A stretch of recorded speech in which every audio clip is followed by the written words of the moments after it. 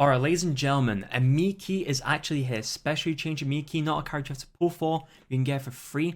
Actually, very, very big W. I love special changes. She's out there. Well, she's out. She's going to be out. She is got a kit released now. We're going to take a look at her kit. We're going to take a look at what she looks like.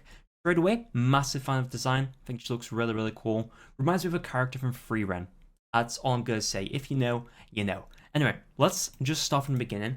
I'm going to have the sound off for this. If you want to watch this in your own time with the sound on, they talk about the character, etc.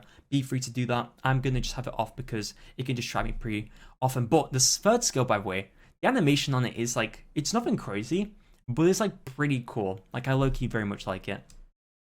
She is a character that I've actually been looking forward to for a little bit of a while, knowing that she was going to get a special change because I low-key like her design. I really do. Right, anyway, she is a warrior, she is ice. I've looked at her kit a little bit. She seems interesting. I'm going to just put it that way.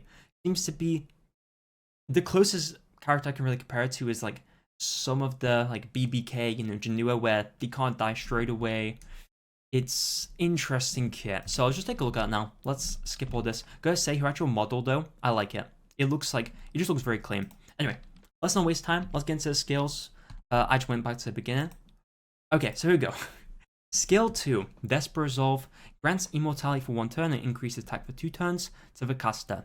So she can give herself immortality, which is already pretty good because she won't just get insta one shot, which is actually a pretty big positive. Upon receiving lethal damage, when the skill is available according to cooldown count, grants the same effect to the caster and fully increases cooldown of the skill. Basically, she can use this or it'll just use it automatically. This is obviously going to mean she won't die straight away. Like I mentioned, it's pretty good. Increase attack as well. Going to mean she does a bit more damage. Increase attack, pretty beneficial for her, just like most damage dealers. Let's keep going here. So, you can actually see it here in action, I believe. She can use that, and then she gains immortality. She can also increase the combat readiness on it through runes, but we'll go over that in a moment. The third skill, though, this is where it becomes quite interesting. So, attacks the enemy with sword, cannot trigger a critical hit. That means she's going to be a damage dealer that just needs a crap ton of attack, does not need any crit. It's actually a pretty big positive because building damage deals on crit can be a little bit more difficult. Obviously, attack is just going to make it easy to build for beginner players. You can kind of maybe use in PvP, but anyway, a successful attack deals additional damage proportionate to the caster's attack to all enemies. This is like it's like less than half of the damage to all the rest of the enemies, but it's still pretty nice to have because obviously this means she will deal damage to the rest of enemies. Wondering how this is going to work when proccing other enemies' abilities, because obviously it's not an attack on 4 enemies, it's an attack on 1 enemy. Will it proc a Landy? Will it proc other characters? Not too sure, but regardless, can deal damage AoE as well, but you attack 1 enemy. So, penetrates target's defense by 30%, when the caster's health is 30% or less, penetrates by 70%. Penetrating is always good. Well, it depends what context, right? Anyway, this is going to be pretty nice, obviously. The third skill, like a penetrate defense, is going to mean she's going to deal more damage, generally. We like to see that, especially these days, when it seems like quite a lot of characters do that. If they don't, then, you know, it's mixed bag sometimes. When the caster is immortal, she can also grant herself an extra turn. That is obviously going to mean she's able to attack more often. Maybe you can go into a second skill, yada yada, and go from there. Right, let's keep going here. Okay, so here we go. So it's actually a showcase a little bit. My face is going to cover a little bit of it, but you can mainly see what happens. Like I said, third skill, very nice animation. Attacking the Tywin deals 17k damage, 17k damage to the Tywin, and then we deal like 7, 6, 8k. It's about half. It's about half of the damage to the rest of the team. As you can see, that is like pretty helpful, to be fair, because you can snipe one character, deal a bit of damage to the rest. This is something I low-key like. I like this a lot. Obviously it has defense pen as well, so you don't have to worry too much about defense break-in, which is nice. Obviously you want it to be on less HP as well. Runes increase speed, attack, more speed. We obviously like to see speed. Speed is key. Well, with Harsei coming out, we're not too sure if that's going to be the case, but speed is still good. Right. This is, she can increase the damage. pretty standard. And when using a third skill, if the caster is immortal, has a chance to reduce the cooldown of a second skill.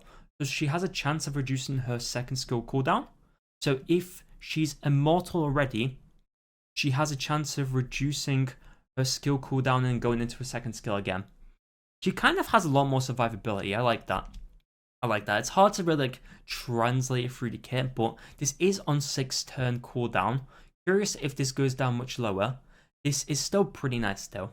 This is still pretty nice. I like this. Is she going to be OP? I'm not too sure, but I think she's still going to be a usable unit regardless. Right, skill 2. When using Desperate Resolve, increase combat readiness. So on the second skill, she can increase her combat readiness. Debatably good. I mean, well, it is good, but obviously since she has immortality, you probably don't want to take too many turns, but then again, you want to go into third skill. Also, she can dispel a buff from the caster before the effect. So this means she can actually gain her immortality and increase attack, and also dispel a buff. So this is actually pretty helpful. They do show a certain part where she dispels a debuff, and it does actually save her in a way, which is always good. There's no point of getting immortality and increased attack if you just die, you know? That's the basic gist, really. First skill has a chance of provoking.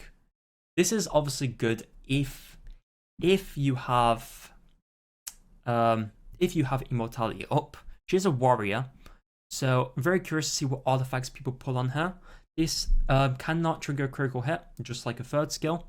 Obviously, makes her pretty much mean she needs big old attack, and penetrates the target's defense by 30%. So she can penetrate target's defense on the first skill, and after attacking when the caster's health is 30% or less, grants an extra attack with the same skill. Cool. She can also increase her chance of provoking. I think a provoke can be helpful. She can also penetrate defense on her first skill, which, I mean, nice, right? I'll take it, right? More damage. Provoke just gets rid of BBK there, thanks to that. When ally except for caster is attacked, has a chance to counter attack. I approve of that. I do, because it means she's going to get more damage in there. Third skill, like I mentioned, love the animation, but very, very nice. It's just very clean.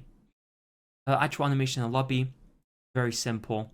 Actually, low-key really like a design. I'm a very simplistic person. The character's like pretty. That's pretty much all I care about.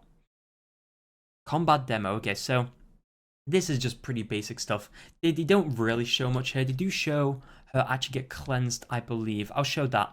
I don't want to go over this too much. We'll go ahead and take a look. Be free. She's going to be out, I believe, tomorrow. As you can see, she did get pretty much one shot there, but obviously she cleansed herself with the cleanse, which is very nice in the second skill, and now she can also increase her combat readiness a little bit, which means she can take a turn a little bit faster, and then we can go into third skill and just delete everyone.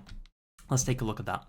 Third skill, flying through the field, and wham, and Tywin gets 17k, 24k. I believe it's 70% pen because she is below 30%, and we deal about 8k damage to the rest of them. Interesting. So yeah, there you go. She deals a lot of damage for a character that does not really need defense break, and also she doesn't really need crit rate or crit damage, and also she has immortality, and also she's a 3-star special change unit, so you can upgrade her skills. I approve. I'm not sure what the wider community thinks of this. Let me know down below. Do you like her? Do you hate her? I'm actually very excited for this character, and to be honest, I might genuinely build her for my PvP, or maybe RTA even. I might go that crazy to say that. And yeah, thanks for watching. Have a good one, and adios.